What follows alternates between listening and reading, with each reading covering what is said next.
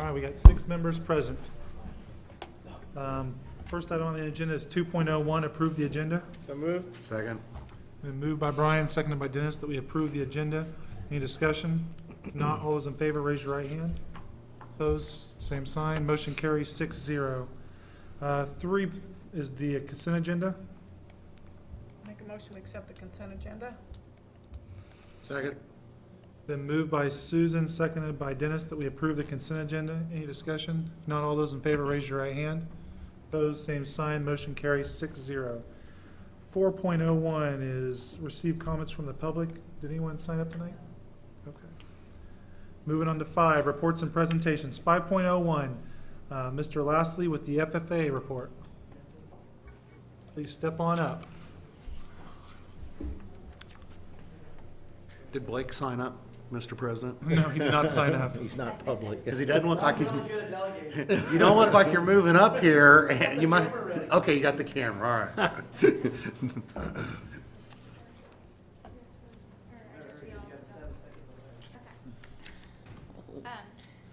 My name is Caitlin Madden. I'm a first-year Greenhand. I'm a freshman, and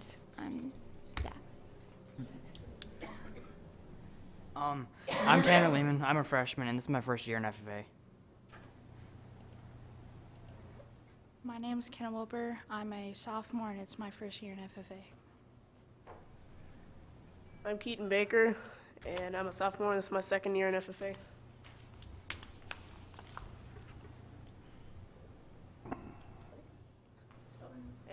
We debuted.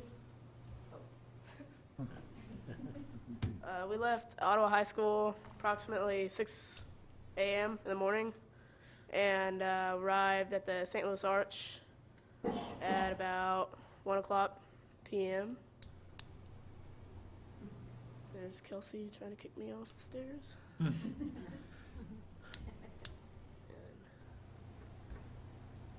It was kind of cloudy most of the week we were there. It was kind of raining most of the time, but there's kind of below the arch, kind of at the base of it, right before we went in. And this is us arriving at Anheuser for our tour, and this is just a couple blocks away from the arch. As you can see, all the Clydesdales were there because the first game of the World Series was in St. Louis at the Cardinals Stadium. That was just a couple blocks away from Anheuser. And there's another shot of the Clydesdales. This is us. We arrived at the Indy Speedway, and it was pretty fun. The room was really big. They had all the cars from the past Indy 500 races and a few other NASCAR cars. And you can go, please. It wasn't like a bunch of exhibits. It was just one big room, and it had all the cars in there. It was really fun. That's us at the headquarters. That's where the national offices for FFA are at. We went through all the exhibits. Ooh. We went through all the exhibits inside. It was like a timeline of the history of FFA. Okay. Here we are at Ruby Tuesdays. This is pretty much like Applebee's. It was really good. There's Weber Grill. Everything was grilled on their big charcoal grills, and that was my favorite restaurant to eat at. It was delicious. That looks like Josh on the phone. this is sessions. There was 50,000 members there, and so they had to have 3 different sessions, and we went to the second one. It was held at Coneseo Fieldhouse, home of the Indy Pacers. It was huge. This is us at opening ceremonies. It was pretty cool. We got to sit right by the owl, which is the advisor, and it was cool. This is our motto for the year. It's I believe, we are the FFA, with our former president, Riley Paggett from Oklahoma. Riley Paggett from Oklahoma. He was cool. This is Greg Ballard. He's the mayor of Indianapolis. He welcomed us to the city, and announced that $42 million was introduced into the city within 5 days. And he was really nice. This is our national advisor, Dr. Steve Brown, who we got to sit next to. It's his second year as the national advisor, and he had a challenge, and he challenged us to make ourselves better. So, Chase Rose, he talked about the FFA Alumni Association, and he was really funny.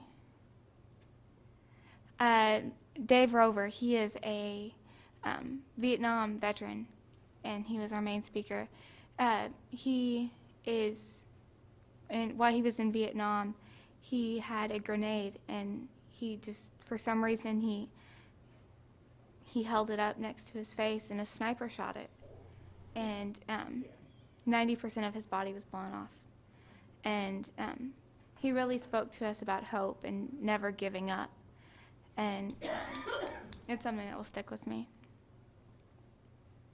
This is us with our Ottawa Herald.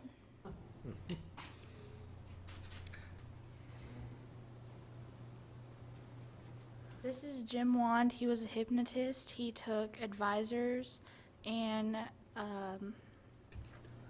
board people. He took the presidents of each school, and he hypnotized them up on stage and made them do really ridiculous stuff. Not me, by the way. I've tried. I have not succumbed to it. We had a concert at the Lucas Oil Stadium. There was Blake Shelton, Little Big Town, and Steel Magnolia. We were there till 11:30 at night. It was a pretty cool concert. One of our members fell asleep during it somehow. So that's us waiting for the concert to get started. Is that Cliff McCullough? Is that Cliff McCullough? That's Little Big Town. They were the first to perform. Cliff McCullough. Blake Shelton was very last, and everyone was waiting for him. He was the best. We toured Hoosier Horse Park. They train thoroughbred horses for racing. They have a race every Friday. We got to talk to the actual jockeys that rode, and we learned what saddles they use and how long it usually takes to learn how to ride properly. And we just got to tour the whole thing. We went into the stables and we met all of their horses, and they were really nice, except for a couple of them. And that's in there with one of the horses named Mad Mike. He's really nice. There's Keaton petting one of them. And Danny DePriest and Ashley Sharp, who could not be here tonight. We went to Three Hills Rodeo, the world's toughest bronc and bulls. We had a red team and a black team. Black team won. And Mr. Lasley knew the announcer, so we got to go on the floor and meet the announcer, and it was just really cool because when you were on the floor, you looked up and just saw all the seats. So that was the black team that won. During the national anthem, they brought out the big flag, which was pretty cool. And the clowns running from the bull.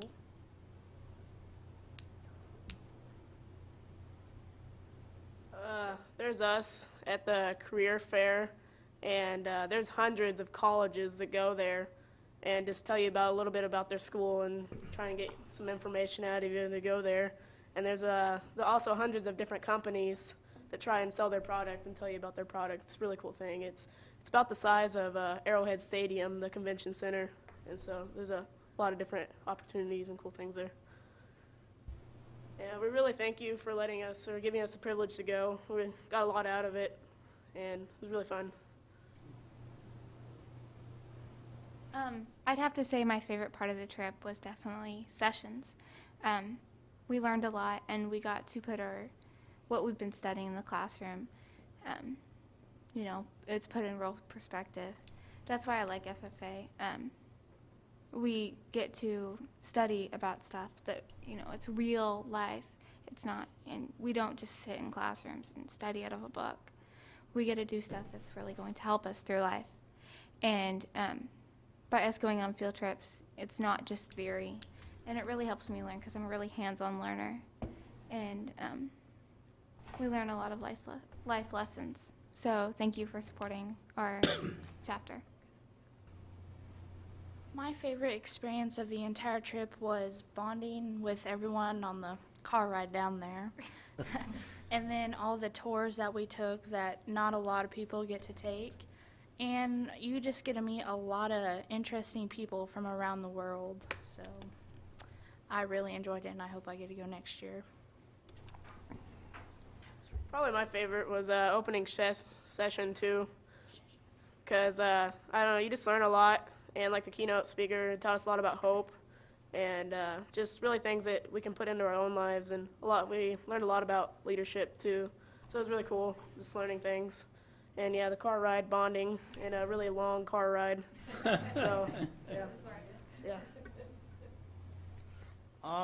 Probably my favorite thing was the hypnotist.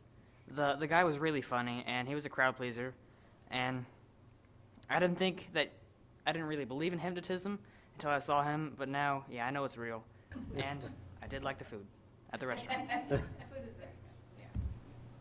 Thank you for letting us go. Yes, thank you so much for your presence today.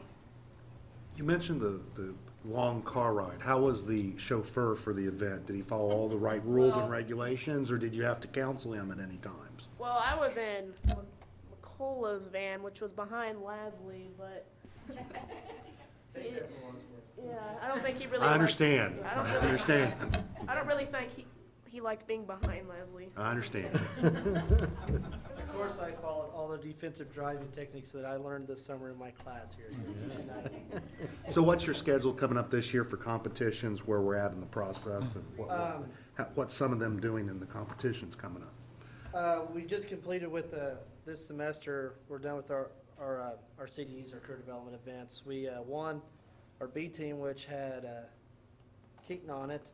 Won the district B team land and home site evaluation. Good. And then we went on to regionals with my 4-H team. We won regionals, which we are qualified to go to nationals for. We're still trying to figure out if we want to, and then ask you guys if we can, because it's the same time as state CDEs in May, so we go 2 days in Manhattan, leave Manhattan, go to Oklahoma City for the rest of that week. So that's that's all I need, is to miss more days of school. We've competed in dairy cattle and horse evaluation. This is the first time we've done horse. Probably didn't do as well as we've had in the past sometimes, but it was a good learning experience. We just completed leadership school, which we had a master president in Greenhand, which was Paige Peoples, which means out of all the schools that were attending, she was the best Greenhand president there, which is saying a lot. Good. They're all kind of up here going, wow, with the par law, because we've been doing par law for so long. And I'm like, well, you're going to see it in action here for a little bit. So Yours is really fast paced. Go through the whole opening session, say all our lines. things are good. We just got done with our meat and cookie sales. I have extras if anybody's interested in wanting to buy some more. Hint, hint. We have coming up, next semester is going to start getting busy. We have our speech act sales coming up on January 11th with the Creed. He's going to be doing Creed. Kaylin's going to be doing the speech at that. Then we turn around, we host the meats contest coming up in February down at Stenson's Meat Processing. We also host the Ag Communications CDE, which is at the fairgrounds. Then it just really starts getting busy from there on, because we have all the invitationals that we still go to. I put on a contest down in Fort Scott Community College, entomology, and so by me doing that, we don't have to pay for the registration, so we get all that stuff for free. So I get entered many teams as many times as I want, which is usually $5 a team. So that saves us a little bit of money. We're doing that. It's going to get next semester going to get pretty busy. You can ask them. I've pretty hounded some of them about their grades, make sure they're keeping them up. Good. So when next semester comes, they're not so far behind, hopefully. Good. And how many's all competing this year? How many guys? I have 75 students this year Good. in FFA. it's including my welding kids. This year, Paola used to always host the welding competition, but they have 2 brand-new ag teachers who, between the 2 of them, have half a year of teaching experience. So they felt like this year's probably the best time to host a competition of that size, because they have actually, believe it or not, their shops are, you take my shop, those of you who've been in it, divide it in half, and they have 2 of them that size, side by side. So it's hard to put, we probably run 300 kids through there, so we schedule what time we're going to be there to compete, and they got to get the metal, the rod, and everything, so it's a lot on their plate. So next year they're planning on hosting it again, because I think it's good that all the kids get some type of experience out of the organization. And missing tonight is Kelsey Powell. She's a sophomore, and it's her 2nd year too. And Danny Dupree, she's a sophomore and 2nd year as well. And Colin Cowden is his 1st year, and he's a freshman. Ashley Sharp, she's a sophomore. It's her 1st year of FFA. And yeah, that's all. Well, we're real proud of you guys. Really appreciate you It was a Cole's representing. experience, because he goes, no matter where we went in Indianapolis, you couldn't get away from an FFA kid. No matter where we went. I mean, even driving up there, you would see, people like us, and they would be in vans in regular clothes, and you could tell that they were from FFA. And the picture of the mayor, he was also apologizing because half the city's roads were under construction. So, We're trying to get ready for the Super Bowl this year. But we dealt with it. I mean, a little bit. And it's also testament about the FFA where budget cuts and things are coming across the nation. FFA is growing.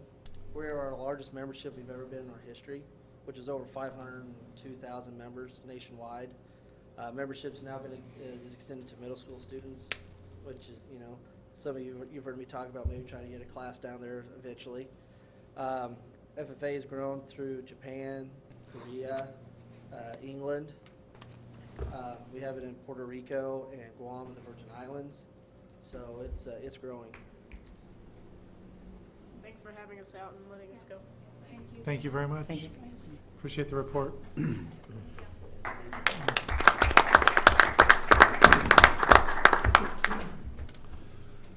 All right, 5.02, Communities and Schools. Becky Nevergold.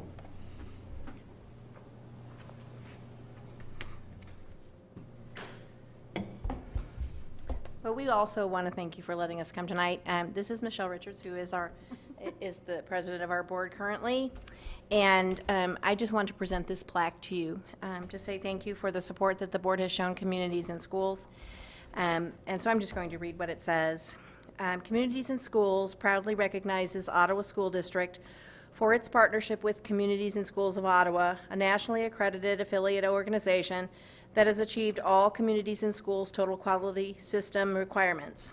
This happened last December, but the plaque just did come. Ottawa School District is commended for its continued support of the comprehensive Communities and Schools model.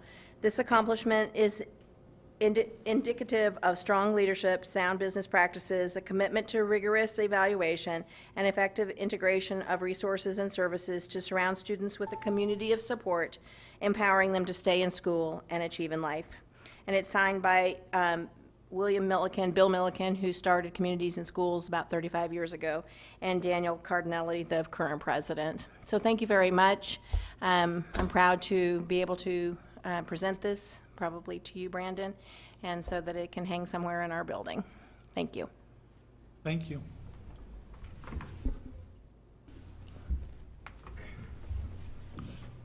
Thank you for the good job you do.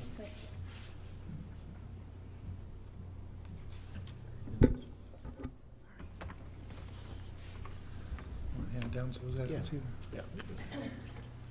Now, shouldn't we let her give a speech on the opportunity to support communities and schools on a fundraising basis? He got to put in the plug to buy meat and whatever the other things are. I do have tickets, but they're available right every day at the front table for you to support communities and schools.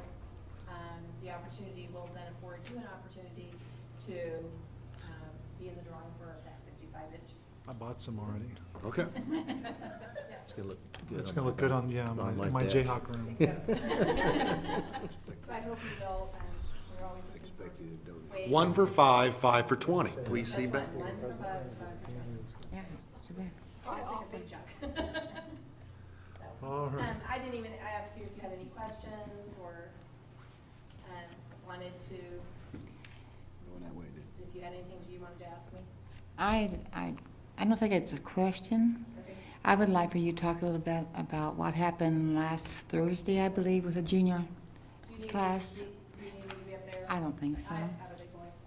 Yeah, we're working in the high school, trying to do some things at the upper levels, and we've had reality youth for a couple of years, and now we're trying to build onto that. And so our young people our juniors had an opportunity for the first time ever to have their interview fair.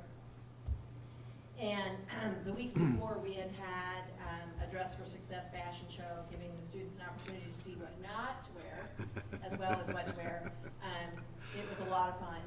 And so our I was so proud of them, I just must say. Our juniors came in, they were dressed well, the majority of them. They were not childish at all. They were very mature, came in, took it very seriously. Many of them were quite nervous. It was our first time. We learned a lot about what we can do to be better, but the amount of, I think they learned so much about how first impressions are so important, how to come prepared. They had 2 interviews so that they could mess up the first time, and have an opportunity then to improve the second time. And Mr. Cat was there, he could speak to it as well. I just was very impressed with how well they did. I think that the volunteers, we had about 37 or so volunteers, and I think they were impressed too. And our kids get a bad rap sometimes, and when we have opportunities to show kids doing things like this, it's mutually beneficial for everyone involved. So, Thank you. yeah. Thanks. Thank you so much. 5.03 Lincoln School Report, Josh Robinson.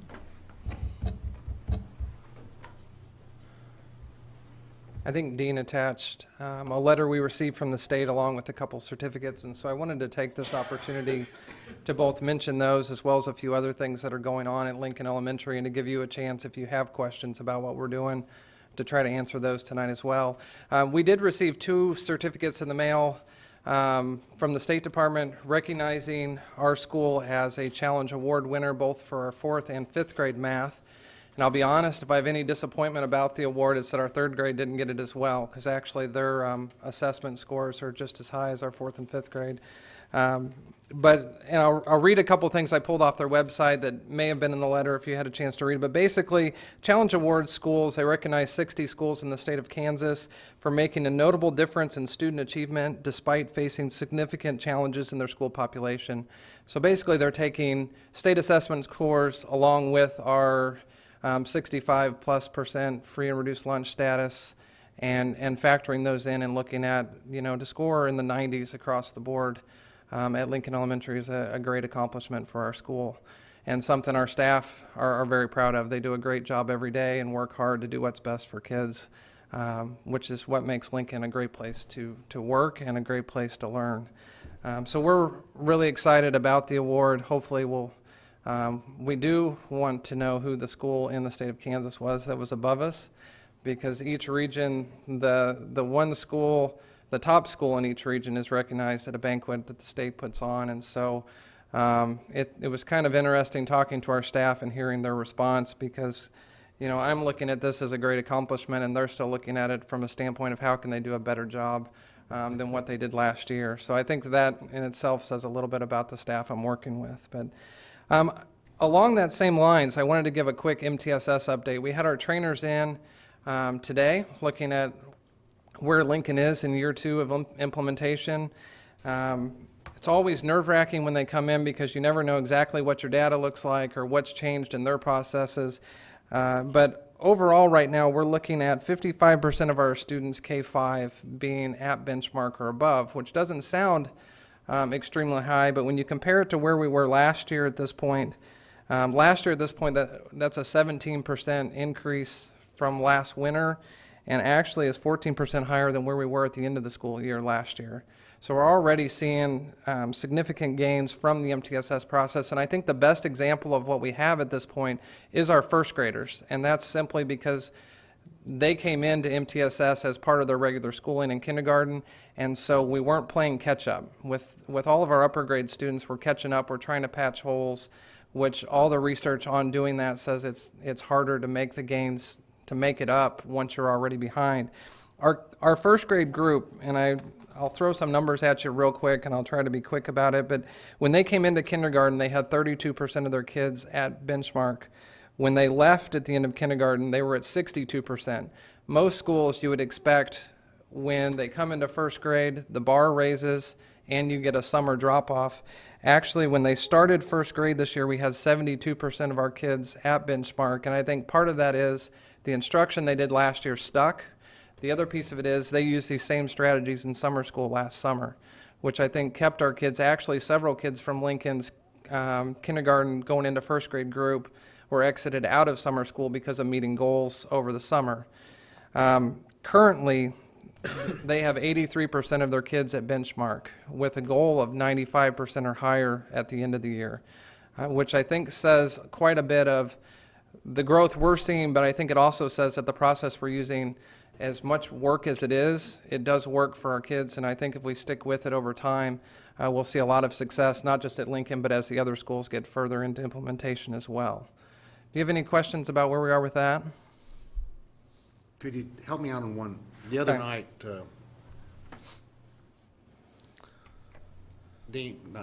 Daryl and Brian went with me to the legislative dinner the other night, not the dinner, but the presentation.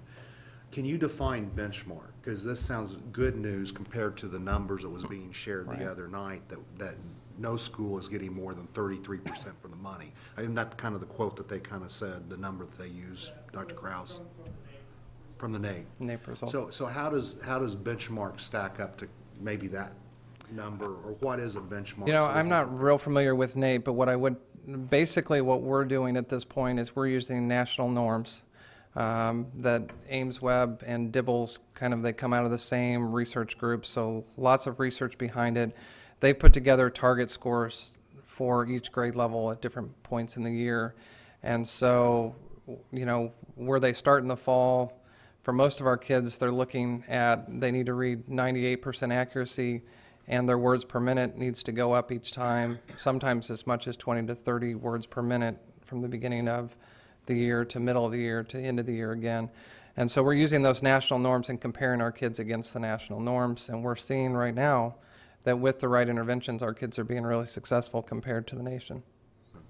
I think that's one of the strategies I think we can use to tell our story in a different way, because if this is a national norm test as well, and maybe we could do some research to see how that plays out to the Kansas Policy Institute versus where we're seeing, because I think this is significant that we're at 55. Absolutely.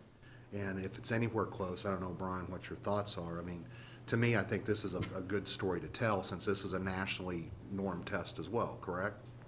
Yeah. So, I mean, I think we need to tell our story and make sure our story's getting out, because I think this is good news. Well, I had the opportunity. I also wanted to mention a program that we're going to kick off in January. And I'm not sure how many of you are aware of the Watchdogs program. Watchdogs is a program, the DOGS part of it stands for Dads of Great Students. The idea behind it is to get each dad in our school to volunteer to come and work at least one day over the course of the school year. And actually, the research behind schools that have been doing it says that the harder you work them, the more likely they are to come back and do it again, which seems backwards from everything we would look at. But basically, what we'd be looking at gaining from having them in our building, one would be to increase security in our building, because part of their job first thing in the morning is to help with drop off in the morning, help with pickup in the afternoon. They would help make sure our building's secure in the afternoons while lunch count and all is going on in the mornings. They're an extra person on the playground. They're an extra person in the lunchroom. The only thing they're not is they would not work at any point in the day one-on-one with a kid outside of a regular classroom. And part of that is just simply to make sure that we're keeping our kids safe and making sure we're putting those dads in a situation where they can be successful and help support our school. They would be in classrooms for about 30-minute blocks in different grade levels. Most of our grade levels, what they're looking at are students that may need a little bit extra from having someone else sit and do flashcards or sit and do help them with their homework because it's not getting done from the night before. So we're pretty excited. I think the biggest thing we're looking for is the opportunity to get more parents in our school and active in our school. In this area, I know Paola, Lawrence has it in some of theirs, Gardner has it in some of theirs, Osawatomie, I've been getting a lot of information. Jeff White, who's the principal at Trojan Elementary, will actually be coming and speaking at our kickoff in January. And we kind of waited till mid-year this year, partly because of new principal getting my feet on the ground, but I think it's a great program, offers a lot to our school, and hopefully will be a very successful program at Lincoln for years to come. And so we're hoping, now that we've gotten our year started and got some of the bumps out of the way, to start implementing it, and hopefully it'll be something that'll start from the very beginning of the year next year at Lincoln. I did want to mention a few things just from a district standpoint at the elementary level, just so you're aware that we're working on them, and hopefully they'll be coming back your way very soon. We are working as elementary principals along with our school counselors on revising our bullying plan. I know bullying for the last couple of years has been kind of a big topic in schools. We felt like our plan right now didn't really give any steps as to what happens when bullying happens in our school.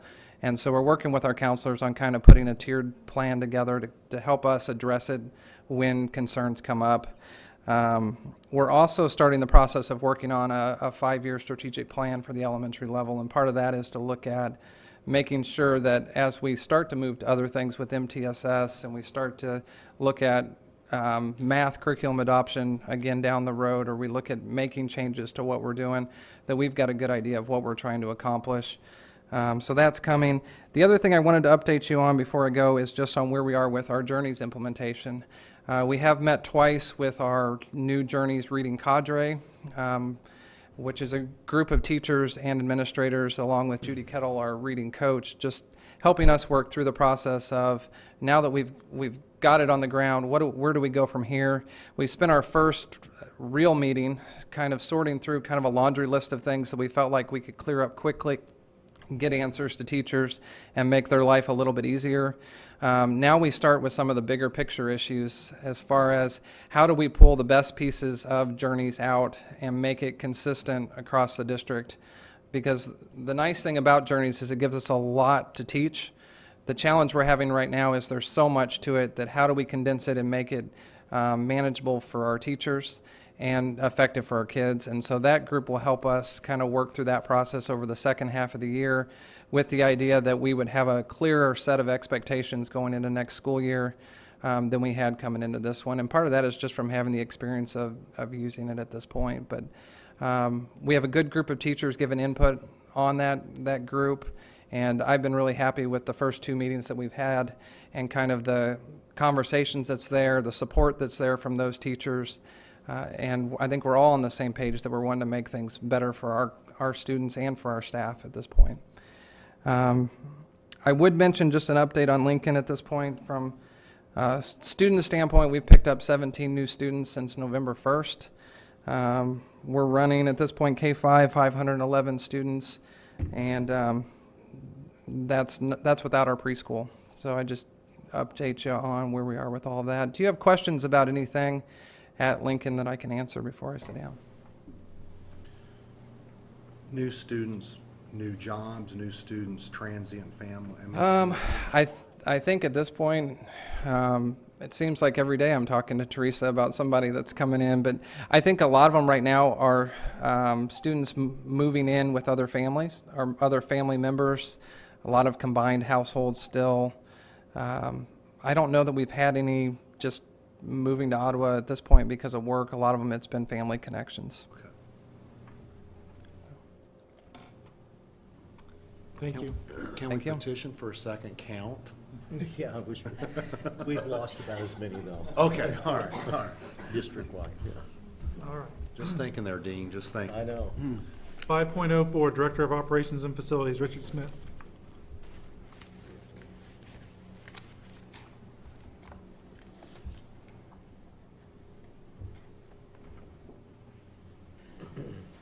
Good evening. I have a couple items that I want to run by you, or at least make you aware of, on some lighting issues that we have at one of our elementary schools, and then also here at central office. I did not put this out for bid yet. I was kind of waiting to see what you guys, which way you wanted me to go. Performance Electric did give me a proposal and some written specifications of what we felt like was needed at the appropriate locations. Garfield, the sidewalk on the front of the school, the west or the west of the school, we feel like that it's dark enough out there that we really need some extra lighting along the sidewalks. So these 8 lights that we're recommending there on the west side are 12-foot tall sidewalk style lights that kind of like what we got at Lincoln and also the middle school, where they just shine straight down. They won't shine out into the neighborhood to light that up. That proposal from Performance was $13,925. And then here at central office, the school, right around the school is lit fairly decent, but the parking lot is not. The parking lot in the front of the school on the east side here, I had drawn up where there is, this recommendation has 3 lights in the outer area, in the grass, and then the driveway, and then 3 more here in front of the building on the sidewalks. These lights, however, are going to be on 20-foot poles, more of a parking lot type light that would give that lighting there in the front that's needed. And then same way on the north side, we've got 4 lights over there. So altogether 10 here at the pole lights here at central office. And then also we added a couple wall packs on this south side so that during board meeting nights when we walk down this sidewalk, you'd have a little bit of light out that way. And Performance gave a proposal of that of $26,960.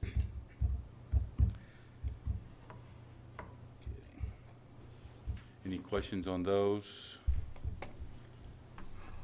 What are your thoughts on the lighting? I know Garfield, we had that mentioned quite a bit earlier. Is that something you want us to bid and pursue that right away? And I know the issues out in this parking lot then, again, when you leave after the meeting is dark. What are your thoughts on that? You want us to pursue those? I think we need to. I think it's safety and also security. The more lighting, the less likely you're going to have vandalism and people, because the people are seeing. So I think from a security, but I know that my daughter goes to the after-school program at Garfield, and we used to pick up. They split up the pickup so it wasn't such a long line, and we would pick up on the west side. But when daylight savings kicked in, they had to move us because it was too dark over there, so it wasn't safe. So now everyone has to pick up in the rear back there, and the line's clear down the street. So, I get out, I park my car and walk up there, because if you wait in line, it can take you 20, 25 minutes to pick up your child. So if we could get lighting, I don't know if that would solve the problem. We could go back to picking up split pickups to where you could separate it out on the west of Garfield, but it is really dark over there, and it's real dark out here if you park out in this east lot. Well, over here too. Yeah. It's dark in the mornings when parents start dropping off kids and stuff too out here Like in it's the a morning. security and safety issue. Yeah. And walking, I noticed kids walking tonight, even because it gets dark so early, to the building next door. The Goffert building, it's not. We will go ahead Richard, and get this. excuse me. I think it's worth bidding them both. The front of this building, which would be the east side, are there city poles out there that are non-operational? I see one down in the corner, but it's so easy to miss this driveway here. Yeah, you're right. I almost shot it tonight. You know, if I didn't see the building next to us here, just north of us, that was lit up with Christmas lights, maybe it's my waning eyesight, but, you know, I just missed that I can drive. check to see if the city would put in some street lights as well. And I mean, there's a sidewalk that runs there also. It's just, you know, as far as So they're supposed to safety. put it on every 300 feet, and I think we're right in between the 300 feet. Any zoning It is very issue on dark. this one, or can we just, Huh? We'll have to have Yeah. them approve the type of light and the lumens and Oh, all that. yeah. But I'm that'll be just part of looking at the the past, just to see what That'll be challenges part you of might the have to go through. and I bid didn't- process. That's one reason, They're requesting Well, lime green bulbs. we'll talk about that later. Yeah. So, do you want me to go ahead and pursue Put 'em out on bid. a couple of other bids to make sure we're in line there? Would say so. My only check would be making sure we qualify for the right shading, lumens, and footprint, since we're in the neighborhood now, and Right. Right. just from our prior experience. Okay. Yeah, the lights that we were figuring here are the same ones that we have at the middle school parking lot too, so we should be good shape. All right, thank you. So Have you enjoyed your snow season so far? Well, I like it very well because we don't have our new jinx snow that, truck yet. Dennis. Oh, it's okay, he'll be fine. You got But- warm weather for 2 more weeks, Dean, and then you're out of school. But, you know, as winter is approaching, we have written all of our snow protocol and what we're going to do and who's going to do what. And we have all of our equipment passed out to all the schools with chemicals ready to go. So I think once we get our new truck too, we should be good to go. What's the ETA on it? Originally, it was in January, but he's moved it up now till to the week of the 19th of the, in other words, end of next week. Good. So that'd be great. Yeah, I'm a little bit anxious there. And you've got the blade ready to go? The blade is here. Of course, it's not Just need to installed be yet, mounted but on. yeah, it's all set, ready to rock and roll. We did have one more note. The roofing for the bus barn was delivered today and put up on the roof today. They're probably not going to start work. Well, they were hoping tomorrow, but if the rain's coming, we're not tearing off roofs or nothing until it gets a little drier, so. Okay. Thank you. Thank you. 5.05, Adult Education Director.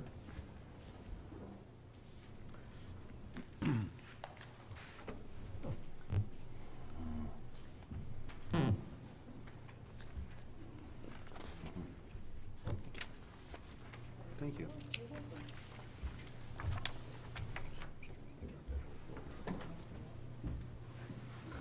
Thank you.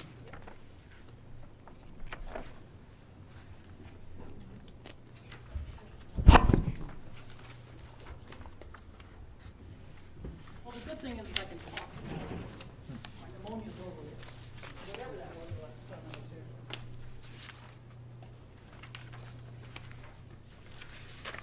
Thank you again for allowing adult education to come before you as a board. What I've handed you this evening is from our last conversation that we had about 6 weeks ago. So what you have on top is the funding formula. It's the funding policy that the Kansas Board of Regents uses to fund the adult education programs in the state of Kansas. Basically, what you need to really look at is page 2, but I gave you page 1. In a nutshell, the funding formula, they take whatever they have at the state level and they divide it in 2. And then they divide that amount evenly by the number of programs that are in the state of Kansas for adult ed. So each program receives a base state aid per program, okay? That's part of it. And then they take the remaining state aid and they award that according to quality points, and I'll get into that with you real quick. Then they take 60% of federal funds, and that goes towards outcome, and the remaining 40% of federal funds goes towards indicators of a quality program. So what you have on this first spreadsheet then, the first spreadsheet, okay, you have what we were awarded. This says fiscal year 2011 monitoring, which is what fiscal year 12's funding is based upon. So going down the left side, those are the indicators of a quality program. Mr. Cat has received a full copy of what those indicators look like, but that is basically how we're funded in terms of quality points. So it's, do we serve an ethnic population that's diverse according to this area? Do we have standardized testing protocol? Do we have instructors that have bachelor's degrees or better? That type of stuff. Is our cash match equivalent to what it needs to be? Are there any errors in the data? Those are the types of things that we get funded on. Then if you go across, you see all the programs in the state of Kansas that have adult education programs. The columns that are highlighted in the pinkish color, those are the programs that were asked by the Board of Regents to form consortiums. The middle to the end of the fiscal year, I guess that would have been fiscal year 10, because our current grant cycle is from fiscal year 11 into 12. So you can see the consortiums, and if you go down to where the column, I'm sorry, the line that says total quality point funding, you can see that our consortium was the second highest program in the state of Kansas in terms of quality. Our program has been within the top 3 programs for the last 8 years. So our consortium is a quality program. Questions on the quality points, and then I'll flip to the next one. Or we'll just flip to the next one. The second workbook that you have here is, if you take, it's how the state divided up all the funding. So if you look at the programs, and then you see the base state aid per program, then you can see the equivalent of the quality points column, what the state paid us off of quality points, what the feds paid us off of quality points, the number of outcomes, the federal funding for outcomes, the total state funding, the total federal funding, and then you have those columns. If you look towards the bottom of that, what you'll notice in fiscal year 12 is an outcome is worth a whole lot less money than what it was in fiscal year 11 and previous years. The Board of Regents recognized that they had made an error in how they were collecting employment outcomes. And so they paid all programs for their employment outcomes from a miscalculation that they had discovered through the previous years. All that did in the grand scheme of things is make the outcomes worth less money for fiscal year 12. And then you can see what the quality points were worth there. Questions on the funding page? Okay, and then I believe, Dennis, this is what you were asking for the last time we met, which is the third page. The superintendents from our consortium and I have been meeting on a regular basis since last spring. And I think everybody at this point in time agrees that there needs to be equitability amongst all of the programs receiving grant dollars under this consortium. So you asked me to break this down according to program, which is what I did there. So I took the base state aid and I divided that 3 ways. Now, the reason that Ottawa didn't receive all the quality points was that Ottawa wasn't administering the work keys test for that fiscal year.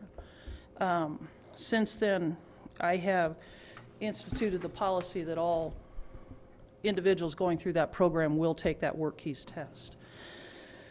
So then you see, if you take the funding formula and you take it across the sheet, this is basically what these programs could have received in federal and state dollars. That's not what happened.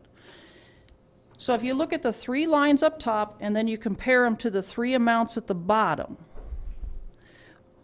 what Osawatomie could have received in federal funding is not what they received. What Ottawa could have received in federal funding is not what they received, and what Paola could have received in federal funding is not what was received. How come? The Kansas Board of Regents discovered a heck of a mistake. When they asked programs to form the consortiums, which our 3 programs did, They never took into account what it was going to do with the quality point funding. So what took place was we were paid on outcomes and we were paid base state aid. But instead of our 3 programs receiving quality points from all 3 programs, our program received quality points for 1 program. So they had to, the consortiums basically said, hey, you've made one heck of a mistake. There is no way that we can continue to provide services at the level that you're asking us to provide services if you don't have the funding there to back it up. So they reimbursed part of that. They reimbursed us $35,683, but we never got the whole amount. The other 2 consortiums didn't either. So if you really look at it, you asked for the breakdown in federal and state dollars. And if you look down at the bottom of that page, you can see what Osawatomie received in federal and state, what Ottawa has received in federal and state, and what Paola has received in federal and state. And that's for this current fiscal year. Now, I've been given the direction by the superintendents of the 3 programs to make this more equitable.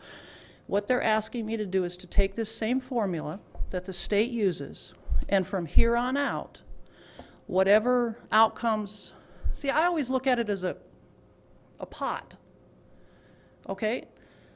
And I don't know that that was necessarily what you guys were asking me to do, so I apologize for that. So what the superintendents are asking me to do then at this point in time is to take the same formula that the state uses to fund the programs and break that down according to each one of the individual sites. And then any of the outreaches that we have, like in Garnett and Wellsville, if those outreaches are costing us money, then we drop those outreaches. Or we ask those school districts to kick in because we're providing services there. So, does that answer your questions? I'm assuming you have questions. We levy a $500,000, correct? And we're generating 53,651 for a $500,000. Correct. What are the other 2 school districts? Because I would think Paola with their, are they a higher evaluation? Are they all? We're the only one that has a mill levy for it. So what are these other local numbers? Is that cash? Because I know the This is- 53,000 for us is cash. And and Dean, I'm being simple here. If federal is cash, right? Federal's cash. State is cash. Cash. Our contribution from our local taxes is cash. Cash. So Ottawa has, USD290 has 249,000 of cash on that line item that comes from our relationship. 149,000. 149. Now, what's the 32,000 from Paola if they don't levy, or Osawatomie? What are those numbers? Those are cash. The local match can be an in-kind match or it can be a cash match. And when we started the consortium, we took anything that was in kind and we took anything that was cash, and that was all put in the local column. So Paola has 32,500 in cash. So they're actually writing a check to the bank account for 32.5, Yes. not in kind. It's not in kind. On top of that, there's, and Dean has those spreadsheets, there is about a $54,000 in-kind match that's coming in from Paola, and that's just for the building. We don't get charged for the building. The superintendents and I went through this the other day, and really, if you look at it, Ottawa and Paola are pretty darn close with what each program is contributing. Osawatomie is the one that's kind of lagging behind. And we have decisions that we need to make. We need to look at equitability. If you look at it in terms of cash, you know, yes, Ottawa is putting in more cash. That's black and white. But then you have an in-kind over here that's about $10,000 of in-kind match. You're talking about in terms of our facilities that we provide? No, I'm talking about an in-kind, which means Terry's help in the business office, Kim's help from their services. How do we quantify the in-kind? Because the in-kind is this nebulous figure that that doesn't seem to, it would be nice to have a spreadsheet of how we're accounting for the in-kind match portion. And I actually had that, and I asked Mr. Cat what I needed to present tonight, and because we're still, the superintendents and I, and we're still working on that actual spreadsheet as far as the in-kind piece is concerned. We have revenue and we have expenditures, and we have that all broken down at this point in time. But the in-kind, we had to, when we wrote the grant, we had to sit down and we had to say, what is Kim's time worth? What is that building worth? What is, whatever you're giving us as an in-kind match, we had to assess a value. I'll use Osawatomie, for instance. Their in-kind match on this is the building, the custodian, the telephones, the utility services. All of that is an in-kind match. Their school district is kicking that much into the adult education program. Could they say we're not going to do that and actually give us cash? Well, then that's just going to turn back, that's just going to be a check written from adult ed back to the school district, similar to what takes place over here. But we are levying the tax. What I'm hearing is the other two school districts levying a tax. do not levy a tax. Correct. So these are actually, the 32.5 is actually cash coming out of the Cash. general fund, out of the payola budget, Correct. into the checking account. Correct. And 2,500 a year is coming from Osawatomie into the program. Correct. Okay. On the in-kind dollars, Osawatomie on this spreadsheet was figured at 20,000, Ottawa 9,600, and Paola 79,000. What kind of space do they have over there Where? Which facility? at Paola? You know those old Butler buildings? You know what I'm talking about? Yeah. Okay. We have a building that has 8 classrooms plus office space, and all but one classroom is adult ed over there. And I asked, when I was writing the grant, I asked how to put a value to that. And the state director of adult education said, you contact a real estate agent and whatever is fair market value of that particular property. So, the values were different in Paola than they were in Garnett and Wellsville. And the difference is, and I think our business manager summed it up the best the other day, the difference is you're kicking in cash, you're kicking in an in-kind match. Your cash match is higher than your in-kind. Paola is kicking in a pretty good in-kind as well as a pretty decent cash. And again, I go back to Osawatomie. If anybody's really lagging, it's... But it's kind of a fully depreciated Butler building is no cost at this point except for heat, water, lights, and insurance. So one could argue that a little bit. 79,000 for that square footage sounds awful high. It wasn't 79,000. 79,000 is what's on there as far as an in-kind match. The building itself was in the neighborhood of about everything 50. with Yeah, Personnel, yes, I don't know, the yes. payroll, whatever they do They're doing the payroll over there then? for their group. So, and it's not a true consortium. I So mean, we're really not a true consortium. So one should argue with the state that since we're running a payroll for Ottawa and you're running a payroll for Paola, does Osawatomie run a payroll? Yes. Correct. Then we're really not a consortium. We're a subcontract. We got a management company running our division as a consortium. So we still should get 3 quality points. And that, and Dennis, I serve on the funding committee, and we are working on that. I serve on the funding committee with the Board of Regents, and we will be reworking that funding formula, because at this point in time, it is not fair. So then do we really track our expenditures back then, since technically, since we have payrolls in 3 separate spots, expenses in 3 separate spots, do we then have, and I'll just use this as an example, we have $149,000 in cash coming in Ottawa, we have X amount of expenses for Ottawa, because you said early on, we looked at this as a commingled or a large group. Well, to me then, hearing this tonight, if we're actually Shouldn't 3 be separate commingled. programs, there should never be a commingling. Correct, correct. And that I apologize, that was my mistake early on. The superintendents and I never really started meeting as a group until this year. And I think the four of us have made some significant progress with what this should really look like. And ideally, we have made progress. And I don't think that Mr. Catt and I will have a meeting with a representative from the Board of Regents this week. And serving on that funding formula committee is huge. It will be changed. And it- What are the student load again for the Ottawa, just the Ottawa portion? How many students are we serving, adult ed students are we serving? Last year, Ottawa served 140 students. 140 students. Yes. So roughly $10,000 a student is our,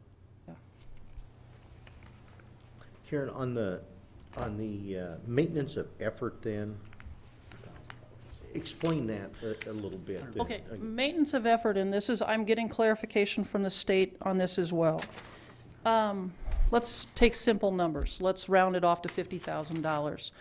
When Ottawa was a separate program, if you put in $50,000 this fiscal year, next year, according to what our guidelines are at the state, you would have to continue to put in $50,000. You can't go backwards. You can go forwards.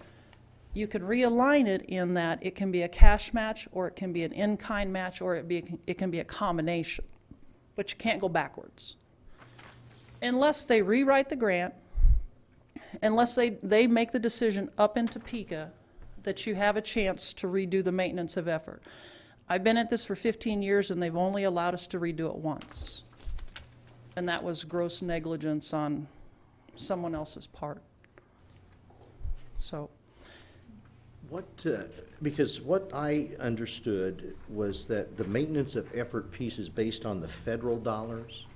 The maintenance of effort it's a cash match based on local dollars. It's 25%, a minimum of 25% of the federal funds that come into the program. The problem is that years ago, and Terry and I have talked about this, years ago, your maintenance of effort was set very high over here. Whatever was being kicked in from the mill levy was reported. And it didn't necessarily need to be reported like that.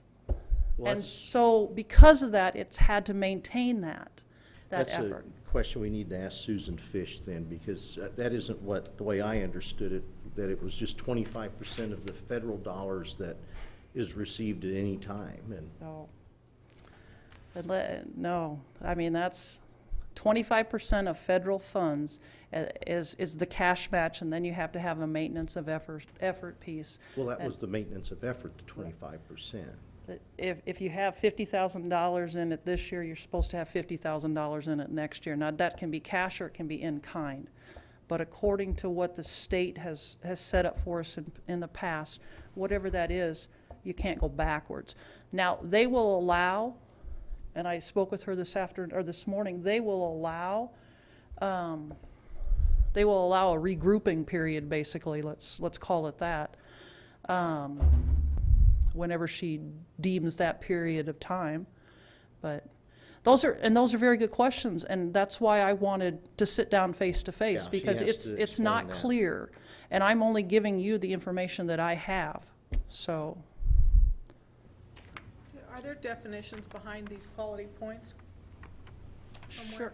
I mean, Sure. I'm sure there are. What are you looking for in particular? Well, no, some of them just don't make sense. Okay. I mean, and I'm not sure that I need to make sense of it, but I guess, There's like, at one point in time, there's 'cause about basically what 26 measures, Right. similar to your benchmarks, okay? And they basically say, if you can meet all of these indicators, and they assess point value, a high, medium, low, okay? So let's take the cash match, for instance. Cash match is 25% of the federal dollars, but that's the low point on it. That's not high. That's minimum.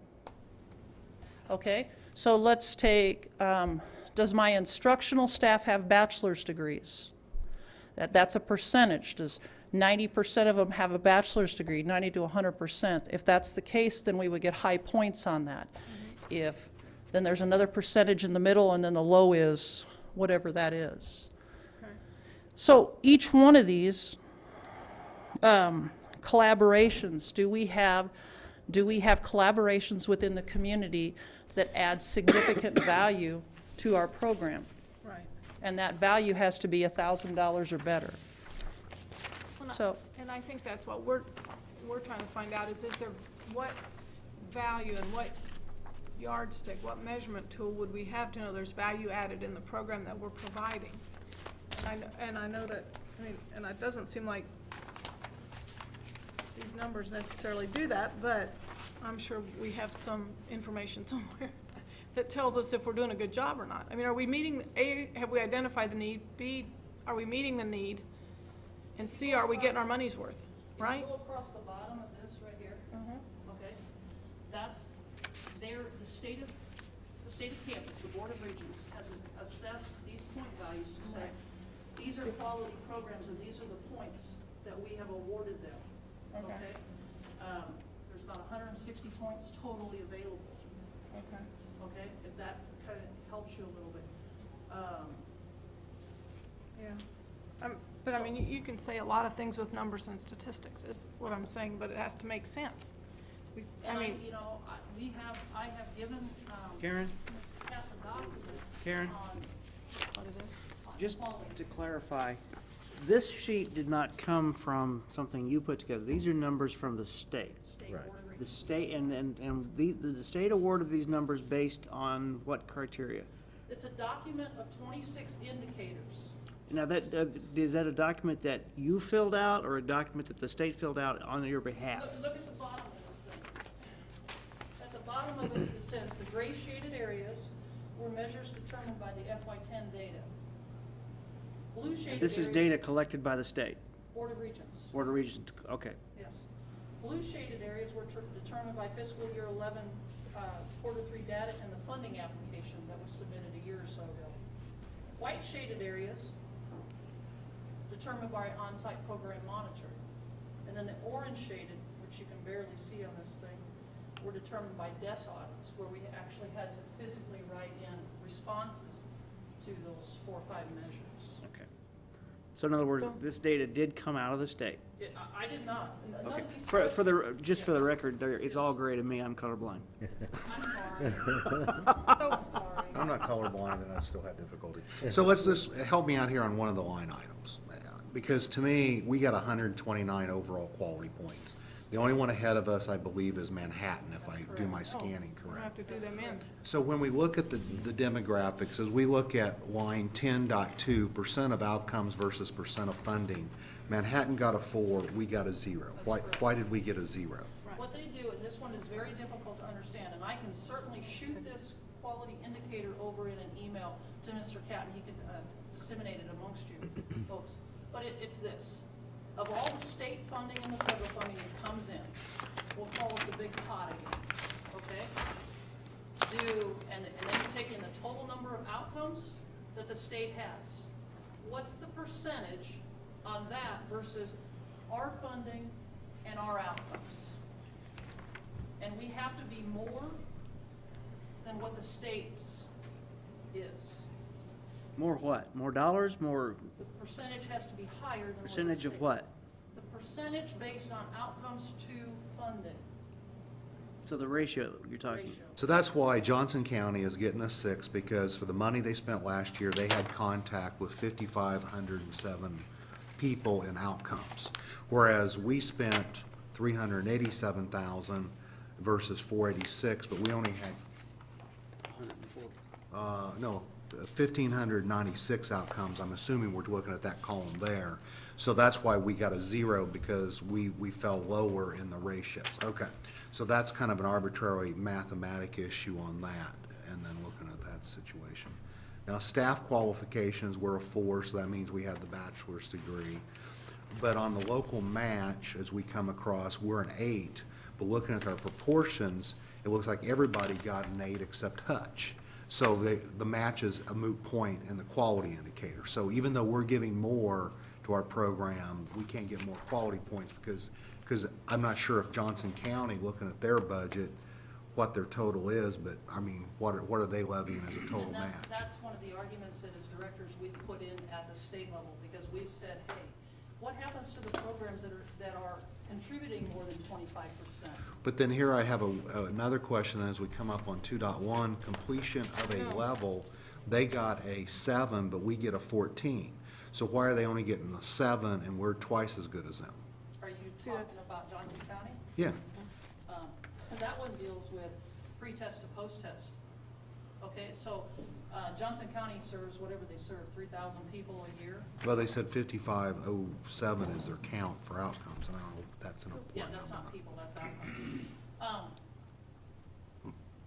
So those 2.1, 2.2, 2.3, those seem pretty important to me, Yes. because those are the ones that we're providing workplace readiness instruction.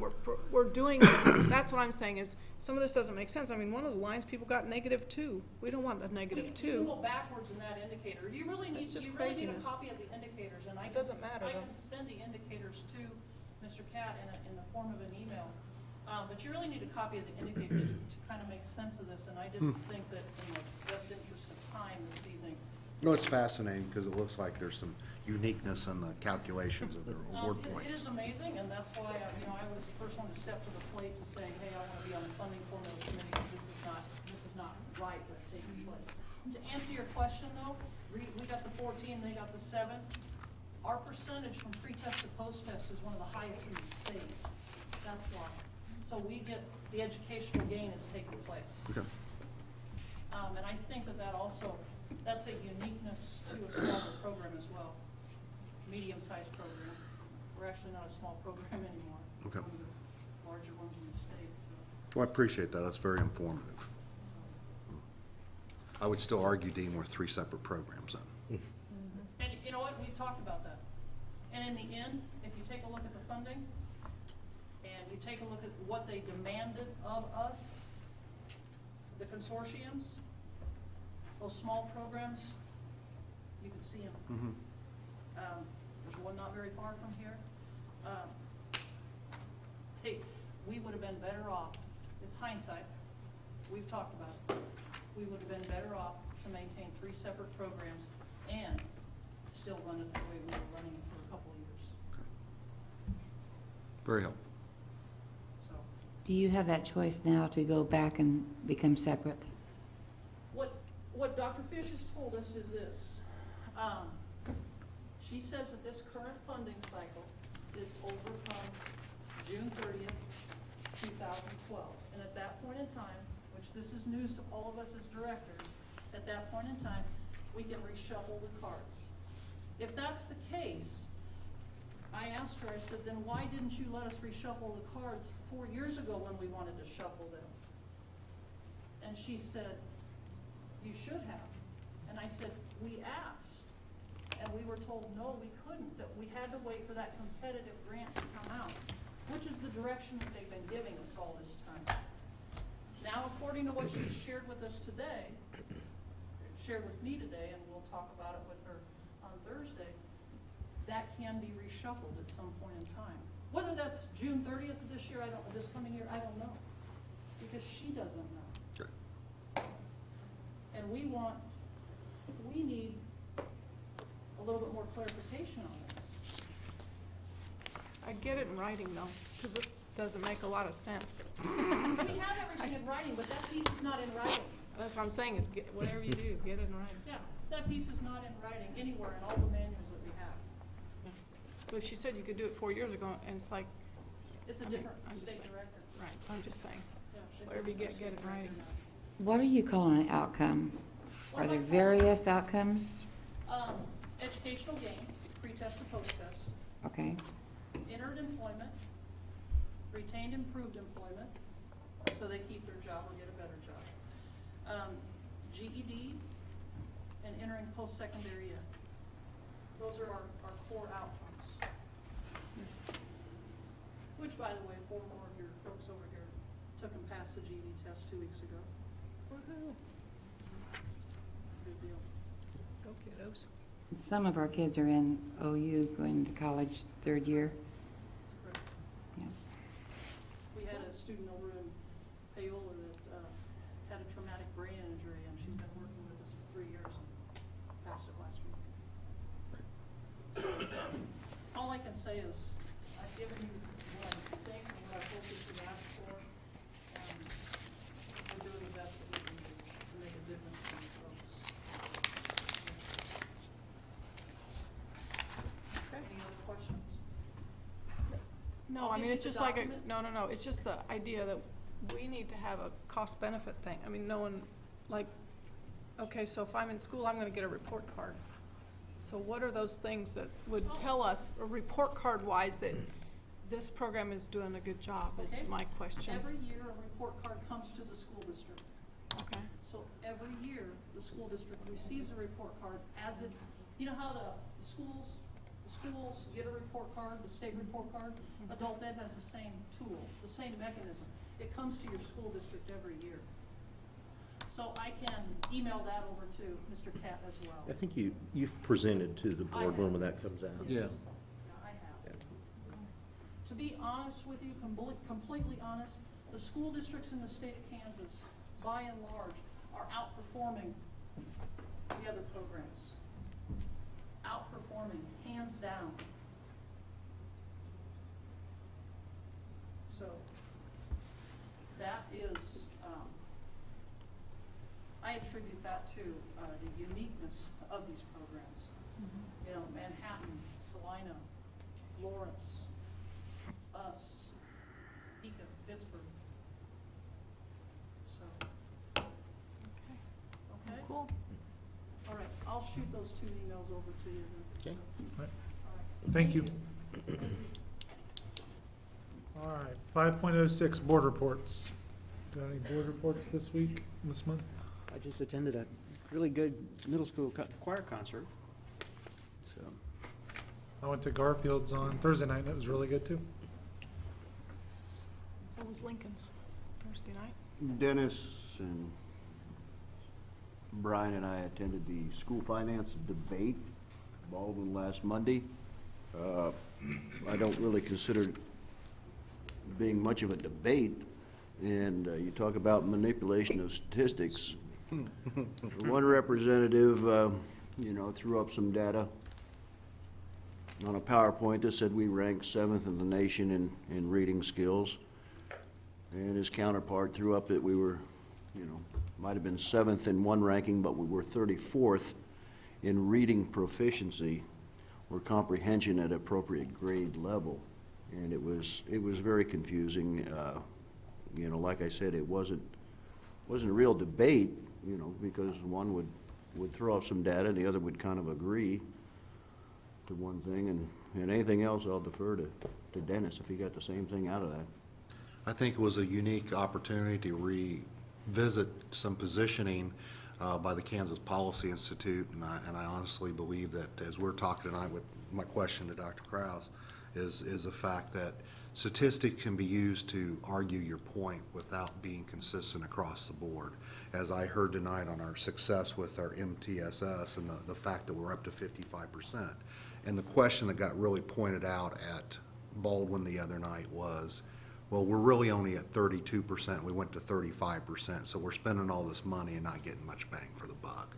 But then when I hear tonight, even in our adult ed program, we're having people have successes in passing GEDs. We look at our kids in the interview program.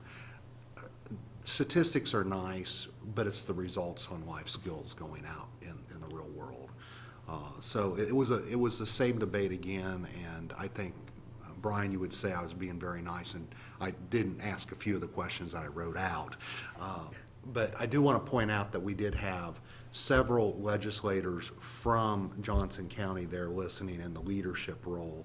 But I do want to point out that I did not see our representative for the State Board of Education at that meeting to listen to the debate. So, very interesting evening. And again, I didn't hear anything new. You didn't hear anything new. Mark Talman did a nice presentation. The Kansas Policy Institute did a nice presentation. but there wasn't really a debate to come to a closure or move their positions. I mean, it was just a rehash of the same old. But it was a nice evening and enjoyed being with you that evening.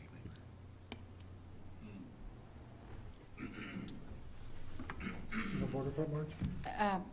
When we went to the state KSB meeting, I went to a workshop, project-based learning, and the presenters were a gifted teacher and another teacher that worked with the gifted, but it didn't have to be that way. It just happened to be their program was that way. But I was really impressed with some of the kids in the project-based learning, and I would like to see us look into that. And it was just pretty incredible what little kids were doing. And so I would like to maybe put that on the horizon to kind of watch. Anyone else have a board report? Okay, 5.07, superintendent report. First of all, I have in front of you the evaluation sheet. I emailed this out to everyone today, so if you want to do it electronically, and traditionally we get that to the president. So if you either do it by hand or electronically and send that to Brandon, and he'll compile that, and then in January we'll review this. But you should have that, like I said, electronically and a hard copy right here. School finance, that's kind of what we've been talking about. I have on our webpage here on Board Docs the information that was handed out last Wednesday when actually Shannon and Amy were up at the Capitol 2 that day, and Landon Fulmer did a little presentation for us after he left the Legislative Education Committee and presented this. And this is the information that he handed out. And there's a couple of frequently asked questions and several things that's informative, but it's really not a lot different than what we heard the first time in, where'd we go for KASB? Is that in Topeka? Topeka. And what I'm hearing from legislators from all over, superintendents from even western Kansas, that there's so many questions from legislators about this. There's really not support or not support. I mean, it just, no one knows yet.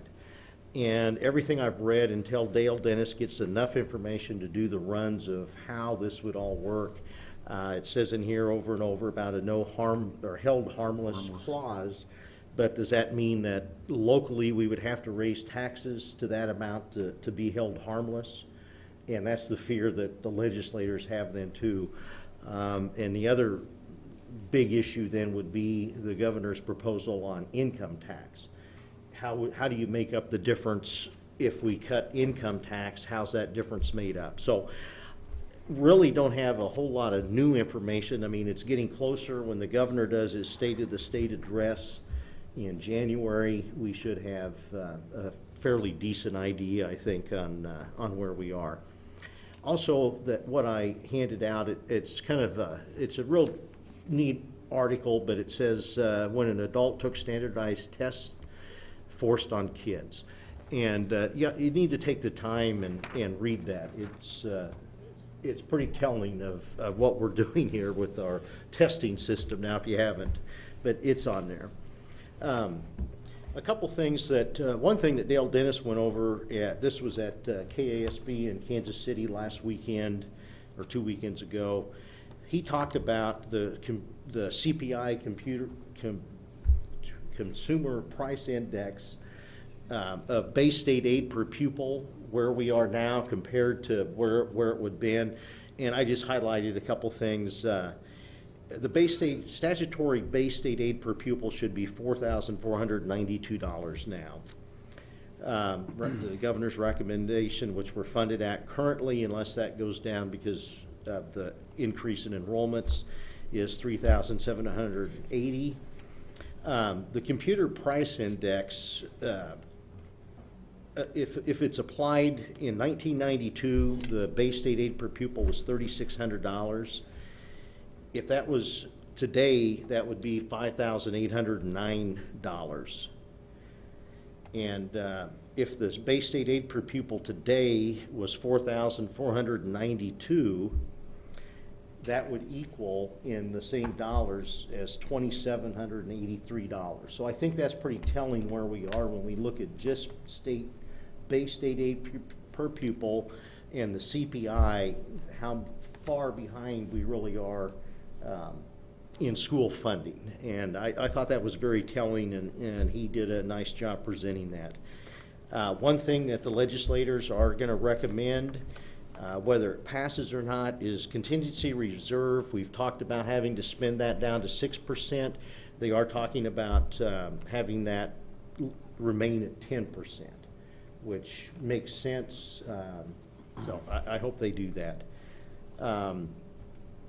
Capers, they came out with the recommendation then to change that system to a, what, 401? Type. 401K. Yeah. 401K lookalike. And we'll see if that happens, and they're talking anyone that is non-tenured having to switch to that, and tenured teachers, or not tenured, I'm sorry, vested teachers would have an option to switch into that system. And the big dilemma, what I've read, it really doesn't save them any money doing that now. So I don't know where that's going to go when they really start debating it with the entire legislative body. That I don't know what the benefit is as far as savings go. But I think that's one that will impact what we're paying teachers' current salary, since it's basically a cash-funded retirement program. So right now, state workers have a benefit of a cash stream protected at retirement after 85 points. So you have a lower compensation during the work period, but a longer and higher benefit after that period. And I think that could skew the amount we have to pay on the front end to be able to help them fund that in the long run. Yeah, so it's still a wait-and-see game here on school finance. I mentioned the article. One thing, Doug, in the newspaper where it has like the list of things to do on like tonight, it had the board meeting still meeting at the old location. Would you check that and see if, so we can get that changed to 1404 South Ash Street? Social media guidelines, I've sent those out a couple times. Still in the works, working with attorneys and whatnot. I think they are getting a little closer. I think this is going to be a good document to have, because we have small issues all the time with Facebook and parents and those things, and really we don't have a document that we can hand out and review with teachers of what our expectations are as a district. Like I said the other morning at our advisory group, that it's generally a bad idea to have students as Facebook friends.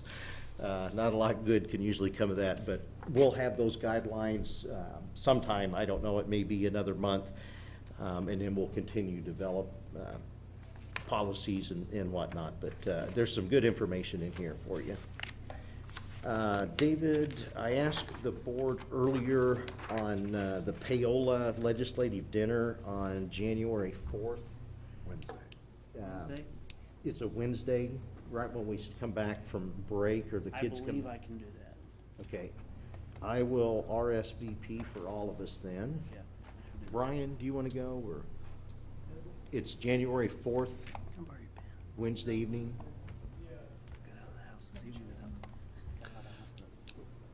At that point, do you think, you visited with Dale at convention on last weekend. Has Governor Brownback's staff really sat down with him yet? or No, they there's still- been no contact whatsoever. So then how does that help the State Board of Ed set their goals, objectives, and their It doesn't, and and legislative action?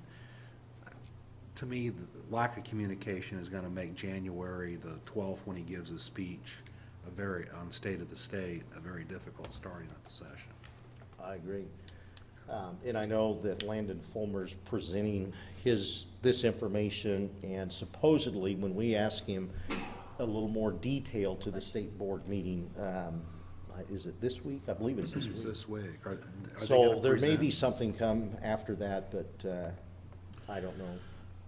I just if go we will back or not. and listen to when Derek was part of the leadership in the Senate and Bill Fiburn, and when they're setting a budget committee, they would call Dale up at night and he'd work them through their formulas and come up Right, with yeah, solutions. there hasn't been any contact at all that I'm aware of, so.